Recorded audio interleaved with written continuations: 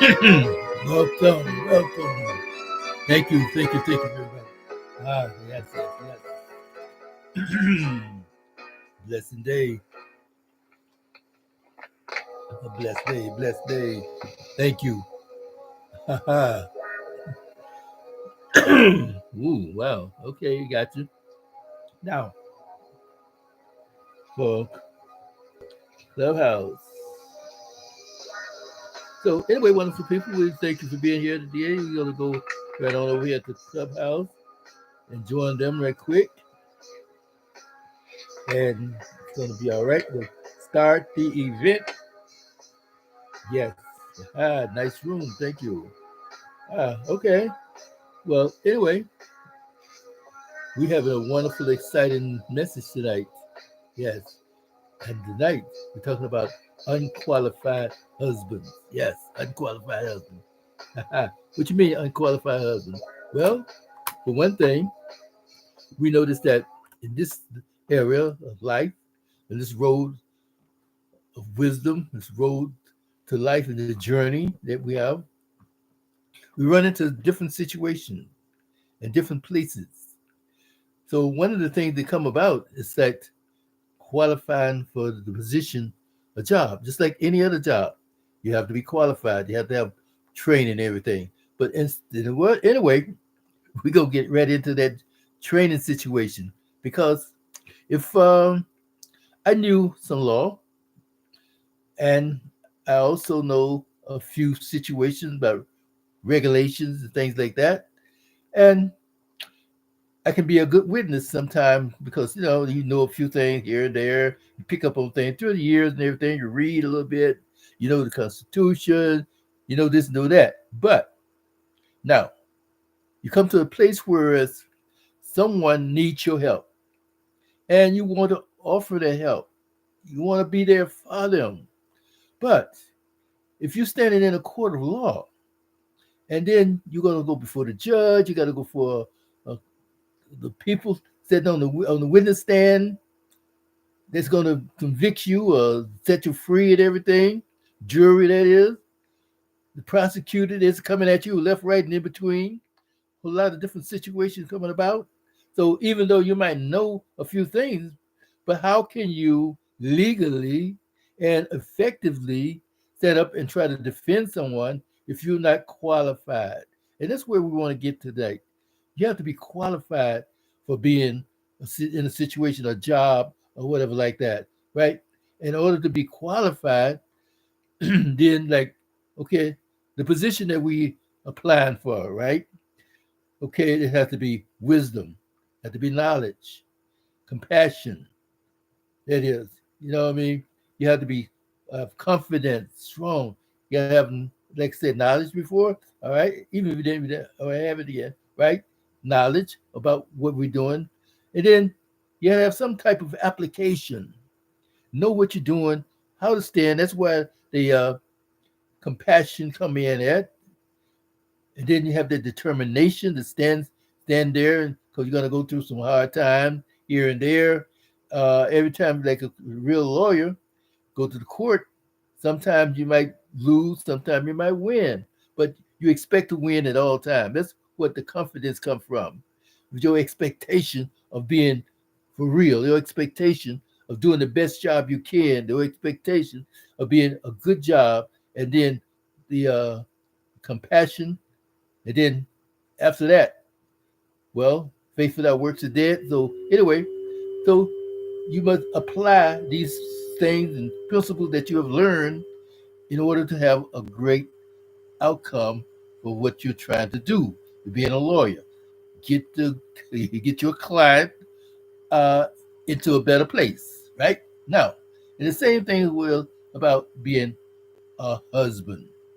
Husband, without the compassion, without the knowledge, without the wisdom, about the behavior, about the attitude, about the mentality, all these things play a part in being a good husband. Confidence, that is, how you relate to your family, how you relate to society, everything, a lot of things, finances, health wise things, right? But anyway, let's go back to a place where they said, like the lawyers, but one of their social media platforms that said, "What brought us to this place?" Ah, okay, what brought us to that place? But in order to know or to find out a little bit about what brought us to that place, this place, that we have to go back in history. And going back in the history, we'll just start at the 60s, right? In the 60s, we had a little situation going on in the world called Vietnam. Well, Vietnam was one of those places where it was really a civil war, like, in a sense of speaking, because the people there didn't want to fight, but they want to fight against government, but yet still they feel like that the North Vietnamese was trying to come into the South Vietnamese, but the North Vietnamese wasn't really officially at war. It was the South Vietnamese that, like, the guerrillas that were coming in, and it was thousands and millions of them, right, coming in, and then the people that lived there, they didn't want to fight. They didn't want to fight, so they brought in American people. But in America, they rebelled. Well, they didn't want to go to the draft. They tried to avoid going to the service. Some got put in jail. Some got fined. Some left the country, went to school. So they think it was like the law. If you can be in college or something like that, you would be exempted. But a lot of people went anyway. But then in that course of time, they would call it the hippie generation in the 60s, right? So now here come free sex. Here come pot smoking. Here come I don't give a damn. Rock and roll. They're walking around. They had different classification. The Black Panthers started forming like in the 70s. They had the hippies with the, the don't comb your hair type thing, take care of your body. They having sex all over the place, everything in the 60s, right?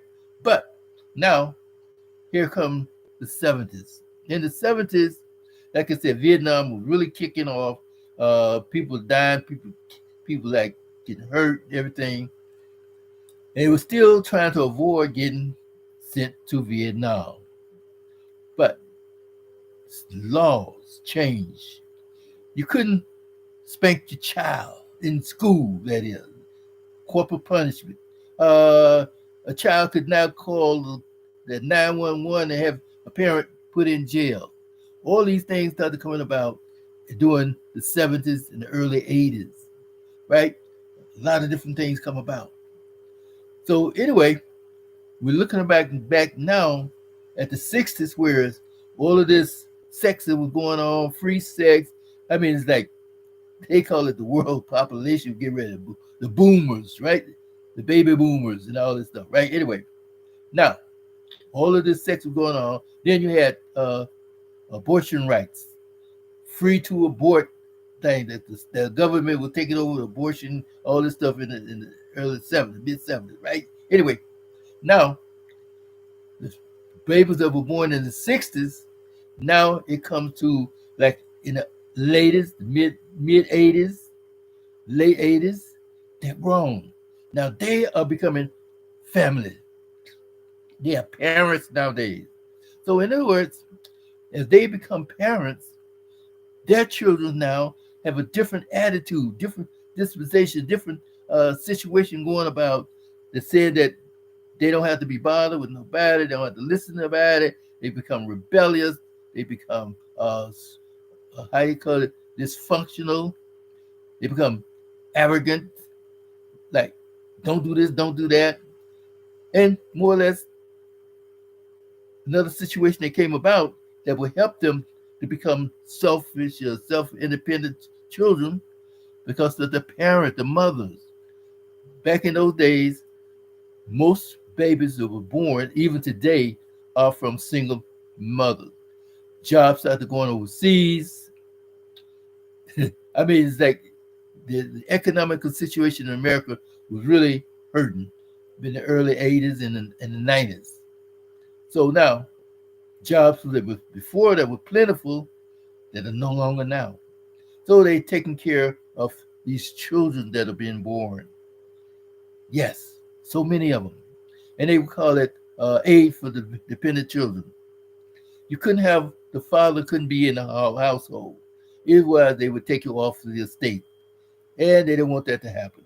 So the fathers nowadays are more or less out there, and the fathers now were going around having 3 and 4 different families in the same community. It doesn't matter anyway. So anyway, a lot of things that was going on that they call it in those days, how it started progressing to where the children were more or less raising themselves, or the television was raising the children. Um, there were different places where, like the kids going to juvenile detention, the parents couldn't do nothing with them. Then here come the real prisons and things like that. So they're having more women than men. And on up and up and up, you come to the place where it's 2000, and then 2015 and 18, all of the men, the mature men that were from pre 60s, that were born like in the 40s and 50s, they're either too old or dead. And then drugs started coming about. I mean, this was like a rough time. So fast forwarding, you get in this place now, whereas guys are still getting married, but they're not qualified for the position of being a husband. Girls were born, and the first thing they do, throw a doll in the girl's little baby girl's arms. This is your baby, but they still wasn't taught to be a wife. They were taught to be take care of your baby, but not take care of your family of being a wife. They give them an easy bake oven back in those days. Now they don't even give them a baby nowadays. They have, you know what I mean? So the whole system is changing left and right and in between. Boys have been taught back in those days to either fight or survive or to teach themselves.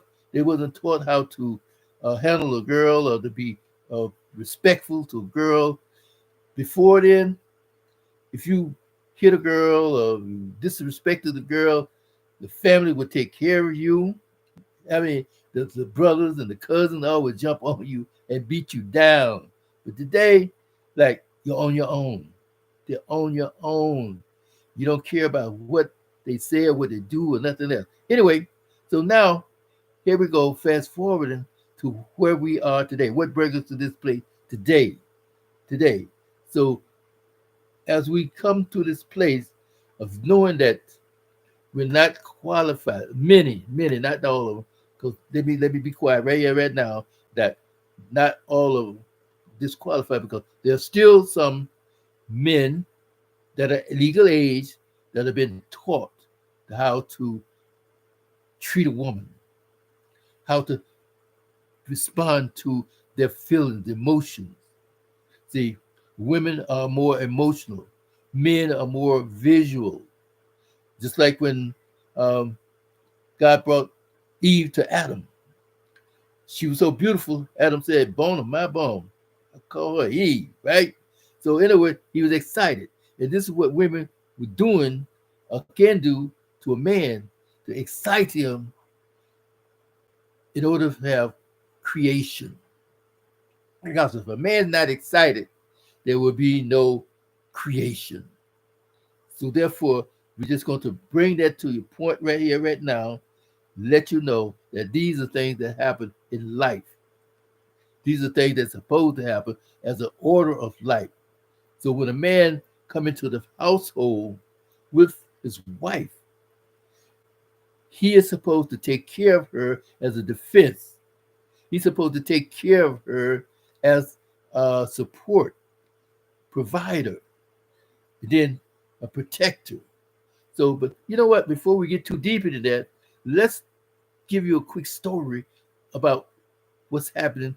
Maybe, like you understand more about where I'm coming from in this way, right? There's a case that I ran across. Man and woman that's around 30 years old in that area, young. And they fit right into this place, right? What we're talking about now. He said that he wasn't that good about, he had issues. He wasn't the best husband. He, wasn't an angel, and he didn't treat his wife like an angel. So, in other words, they were two people getting together. Maybe sex played a large part in that relationship like it is today. Instead of love and compassion and intimacy, it's more like sex, how I feel, how I good, boom, boom, boom, let's go, I'm going to release, and that's it, right? Keep going. But then you want to get married. But there's an attraction, there's an emotion, there's a feeling, there's a longing for attention, a longing for the togetherness. Okay? So now one of them might say, well, we've been knowing each other, let's get married. We're gonna move this up a little bit better because like we can be together, we can have a family, this and that and the other. Okay, it sounds good, this and that. So you don't really know each other. You don't really communicate each other because the way the husband saying that his wife had issues with communication and intimacy. Okay, now, so now her feeling about having sex maybe decrease a little bit, right? So they were married for about 5 years. In the third year of their marriage, well, he was working home, she was a secretary. Well, he had his computer and everything all set up now, whereas he had to check on all of the cell phone, computer, email, and everything, right? But he noticed that his wife was sending messages to someone, and someone was sending messages back to her. He said, but for 4 weeks or so, they were just talking back and forth, back and forth. He didn't pay any attention because actually he said he didn't care, right?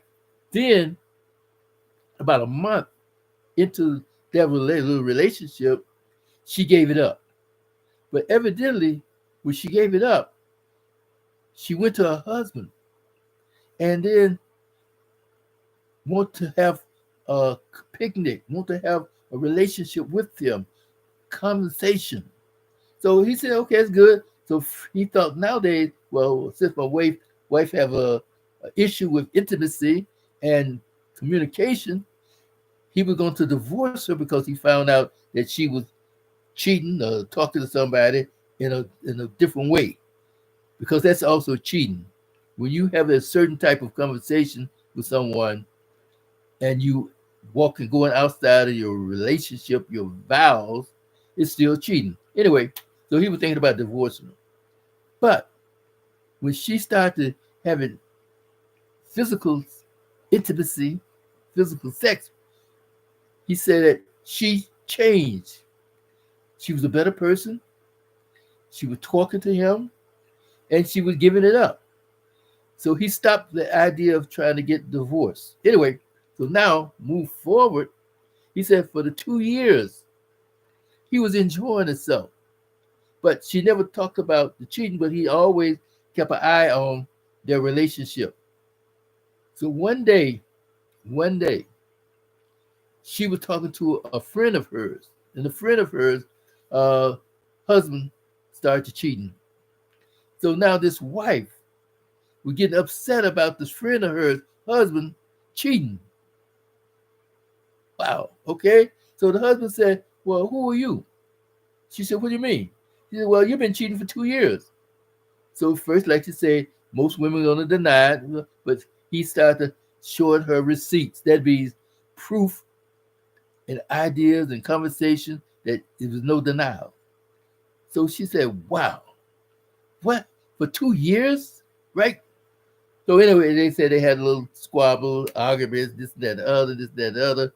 So the next day, she come home from work and she said, why did you let this go on for 2 years? Why? And he said, well, I didn't care. She said, it means you didn't care about me. And so she went and locked herself in her bedroom. And then early in the morning, before he got up, she gets up and go to work. But she also stopped seeing the lover, which the lover now shows that he was really committed and concerned about his relationship with this man's wife. So what we're trying to say now is that this husband, by him saying he didn't care, by him going along with the program for 2 years, shows that immaturity, shows that lack of respect and the lack of caring about his wife or his home. That is what we're trying to get at today, that so many men are like this in situation. She, in other words, that she found out that, okay, I'm giving it up. I feel bad about it, but now she don't know how to handle it. So she like having a relationship with her husband.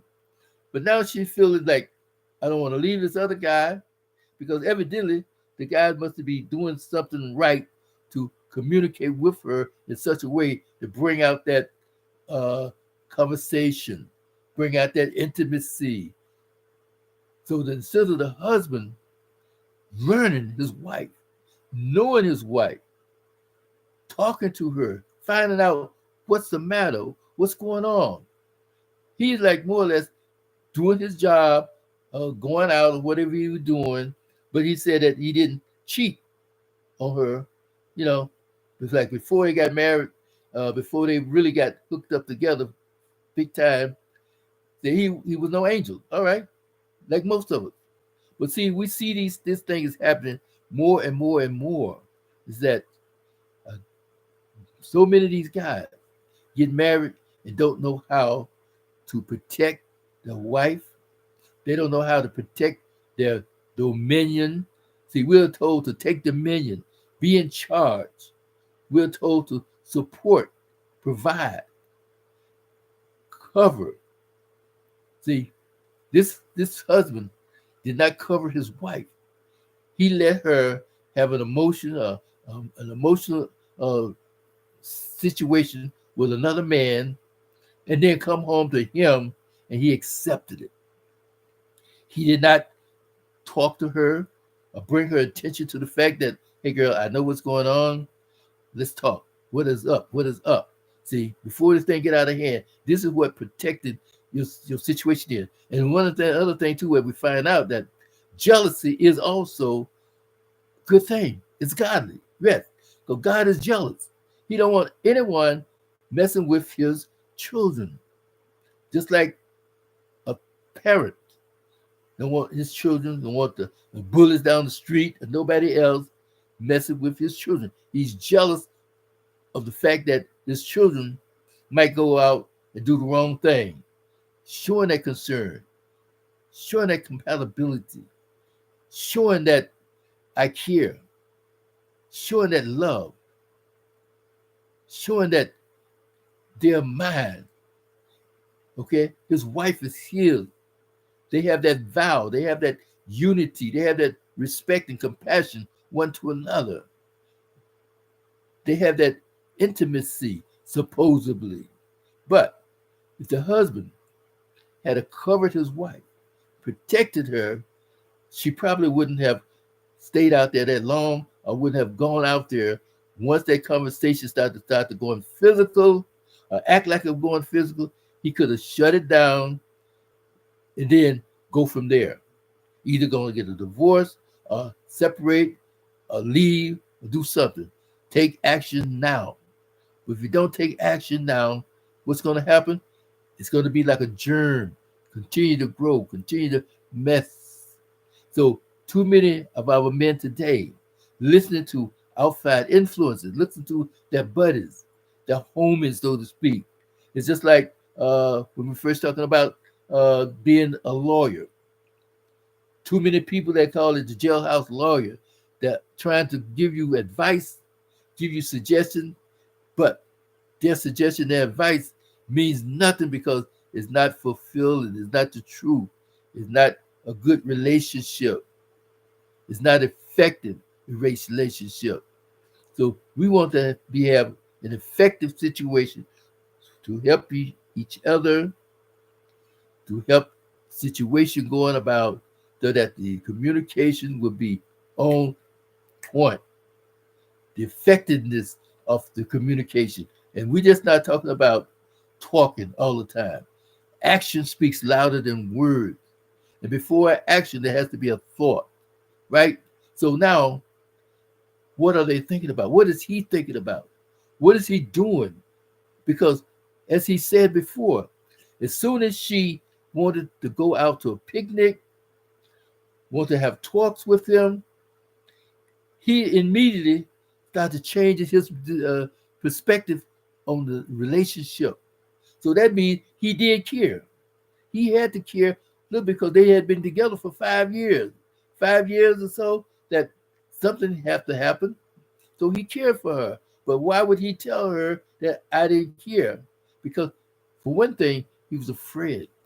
Fear can bring in a lot of situations, can change your whole perspective about life and everything else. Fear can also be a part of when we go to that place called domestic violence. And when we started doing things like that and hurting people and hurting each other behind that, and another thing too, before we get too far, is that most men now they can go out because, like I say, men are more visual. You see something fine, you see something, wow. You see something in a short skirt and see everything that, except for nothing, the imagination they don't have to be worried about. His desires start to springing up, blood start to rushing. So anyway, his ego is now on point. But meantime, where a woman, she more emotional. Some other guys come by giving her compliments.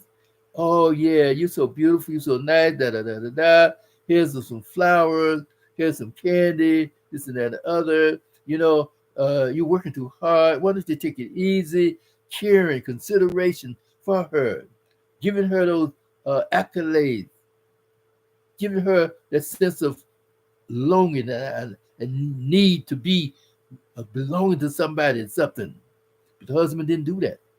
The husband did not do that.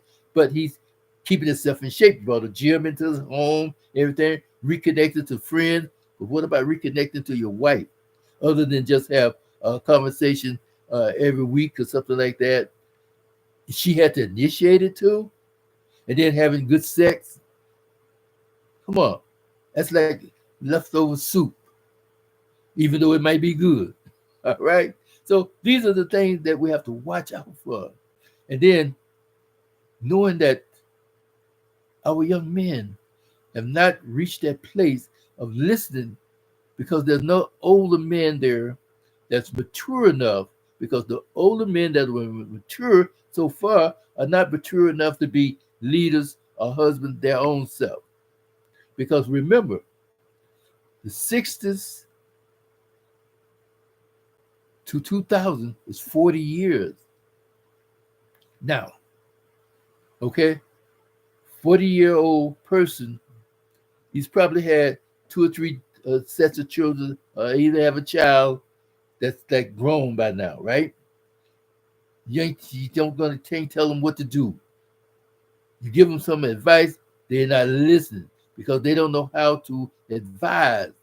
Some of them still do because the grandparents now that was born back in the 50s or the late 40s are still alive and they can pull that code, they can talk to them. But they few and how you said, few and wide between, all that good stuff. So these are some of the things we have to think about. But we have to, by all means, try to keep talking to our young men. Try to keep instill value into them. Try to give them confidence to show wisdom, how to make good decisions, how to make good choices, and how to accommodate their home, accommodate the lifestyle. Besides getting on a game and stuff like that, show some attention to your family, to your children, to your wife, so that she don't have that desire to go outside the marriage because she actually said that, oh, I'm so lonesome because he work all the time. Well, the same 12 hours in a day or 24 hours a day. He only working 8 hours or maybe 9 or 10 hours a day. sometime, but he still got a weekend. He can teach her, he can show her to have the value of waiting for the weekend. Instead of him sleeping all day on the weekend, take your wife to a hotel, a motel, take her out to the woods, anywhere. Get away from your house, get away from the kids. Have somebody, your niece or your auntie or your mom, to keep the kids that Saturday or that Sunday. Fix a dinner for her, or let her fix a dinner for you. Y'all sit around and just have some iced tea or wine or whatever you want to do and relax, chill out. But no, we got things to do, we got to do this, and ain't doing nothing. So these are things we're going to bring up. So anyway, wonderful people. Tomorrow, Wednesday, um, I want you to come on YouTube, People in Love MD, and then we have a regular weekly service there, and we talk about issues concerning life, relationship. We talk about issues that concerning uh, infidelity, addictions, depression, yes, lust, and pornography. We talk about these things because these are things that's running our morality down to the ground and under the ground and to destruction. People are being destroyed every day, human trafficking. And then you have these men out here that are losing their manhood. You have women out here that are gaining their masculinity more and more and more. So all of these things are out of order and out of place. So let's try to bring them back into the place of reality so that we can walk in the glory, walk in peace, walk in confidence, walk in love. All right? So think about these things. And I hope to see you soon. And then let me know what you think on this platform. Yes. Well, you know how it is when you go to Clubhouse is a good platform. But let me know what you think. When you hear the replay, you come and talk to me. Don't want to say anything right now, but that's okay. But it's a good message, a good topic. And I hope to bring it to you soon and very soon. So with that in mind, wonderful people, I thank you for being with us. I thank you for showing up. And I thank you for your feedback. And I just thank you for the love that you show. And let's have that real love continuously. Okay? And other stories. You have a story you want to bring to our attention, please do by all means, because people need to hear about these kind of things. Because too many times we say, mind your business, mind my business, me, myself, and I, and there's a pie in the sky, and here it come with the sugar coat, candy cane, and then no value. All right? So take care, wonderful people. I thank you. Bless you, bless you, bless you. Always, always, always. Okay?